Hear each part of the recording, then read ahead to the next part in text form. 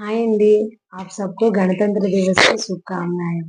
మీ అందరికీ గణతంత్ర దినోత్సవ శుభాకాంక్షలు అండి. ఈరోజు కొన్ని హిందీ వర్డ్స్ నేర్చుకుందామండి. ఇప్పటివరకు కొన్ని హిందీ వర్డ్స్ నేర్చుకున్నాం కదా.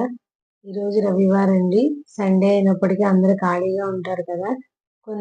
మనం కొన్ని వర్డ్స్తో ఇంగ్లీష్ తెలుగు టు హిందీ నేర్చుకుందామండి. ఈరోజు మన లెసన్ వచ్చేటప్పటికి 21 లెసన్లోకి వచ్చేసామండి.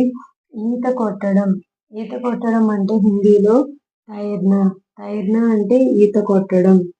కాలినడక అంటే గనక పైదల్ చల్నా అంటే కాలినడక. తినిపించడం అంటే కిలానా అంటే హిందీలో తినిపించడం. ఓడించడం అంటే హరానా అంటే ఓడించడం. మెరయడం అంటే చమక్నా మెరుస్తూ ఉండడం. ఆప్కా సాడీ బహుత్ చమక్తే హై, ఆప్కా మొహ్ బహుత్ చమక్తే హై అంటూ ఉంటాం చూసారా అప్పుడు. గెంతడం అంటే కూద్నా అంటే గెంతడం. ఊడవడం అంటే జాడూ లగానా ఘర్ మే బహుత్ గందా హై నా జాడూ లగా దో అంటాం చూసారా, దాన్ని జాడూ లగానా. వదిలేయడం చోడ్నా, ముझे క్యోं छोड़ दिया, ముझे छोड़ दो ఇలా అంటూ ఉంటాం చూసారా, దాన్ని మనం చోడ్నా.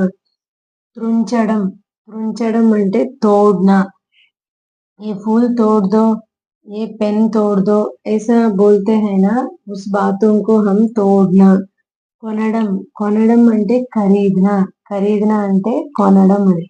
చూడండి, ఈరోజు మనం నేర్చుకున్నాం తైర్నా, పైదల్ చల్నా, ఖిలానా, హరానా, చమక్నా, కూద్నా, జాడూ లగానా, छोड़ना, తోడ్నా, ఖరీద్నా.